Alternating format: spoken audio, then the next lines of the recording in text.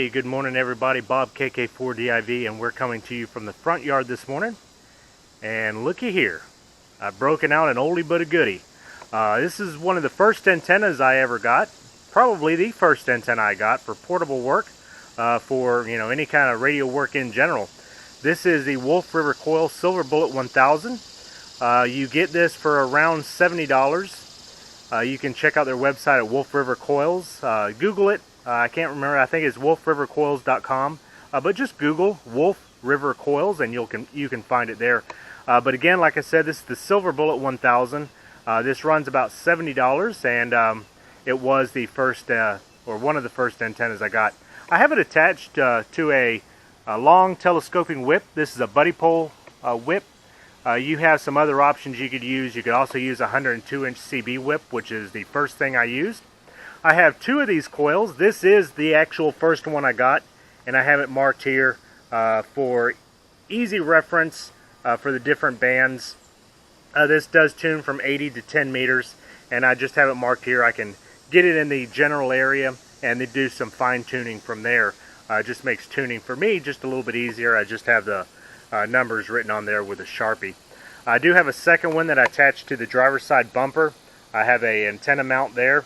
And I use another Silver Bullet 1000 and a 102-inch CB whip when I'm wanting to operate out of the truck, HF. So I do have two of these. I do like this antenna. Main reason I like this antenna is the price point. And if anybody's just getting into ham radio, I would recommend this because you're not going to be out a whole lot of money. And it's just a, like I said, it's a good antenna.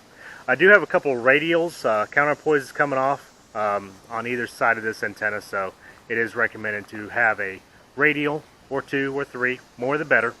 But this morning we're operating on the front porch, and we're doing a little bit of digital work. So I've got the 817 and the laptop out here this morning. All right, I'm getting my first contact here, I believe, on yep, FT8. Looks like I've got N4 UVR. This is Corey, and he was one of the guys that was out there at the park yesterday helping me out get the satellite contact. So N4 UVR, thank you very much. You are my first contact here on JT65. Not JT65, but FT8. So very cool, very cool, very cool. Look at that. So we're saying 73, and we are done. So cool. Look at that. So we'll put this in here in the log. This was let's see, 5 watts and FT817. Video start. Alright folks, I did change antennas. I've got my endfed antenna, made that at our club one Saturday. I do have the counterpoises are now onto the endfed, and I'm running the endfed wire up into this tree over here. Just have it kind of hooked onto the tripod as kind of a relief so it doesn't yank my coax and pull my radio off my table. So that's working out pretty well. Just logged another contact there. Let's see if I can get this. That's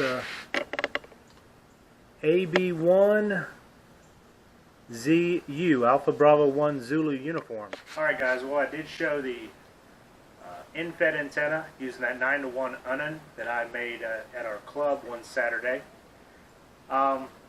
It does seem to work better than the vertical, the Silver Bullet coil, and the whip antenna.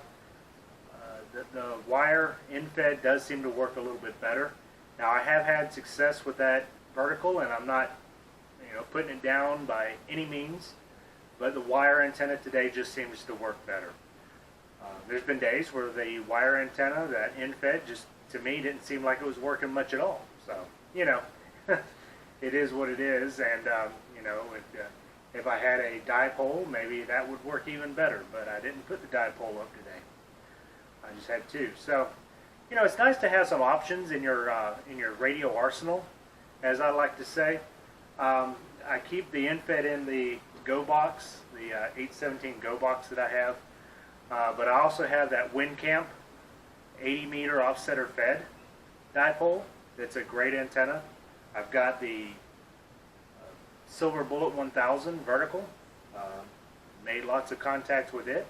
And I've got the Chameleon F-loop, the mag loop antenna. So yeah, I got 4 different antennas that I keep for portable use that I could use.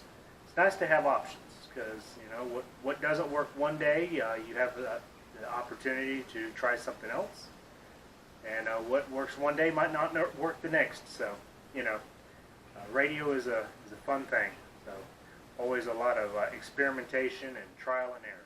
So I'm going to go ahead and wrap it up and call it afternoon here. And made several contacts with the FT8. It's a fun mode, and it's very similar to JT65. It uses the same software. They just updated it to add a new mode. So yeah, had several contacts, and I'd say my first experimentation and first outing using it was a success. So thanks everybody for watching. Until next time, this is Bob, KK4DIV. We'll say 73.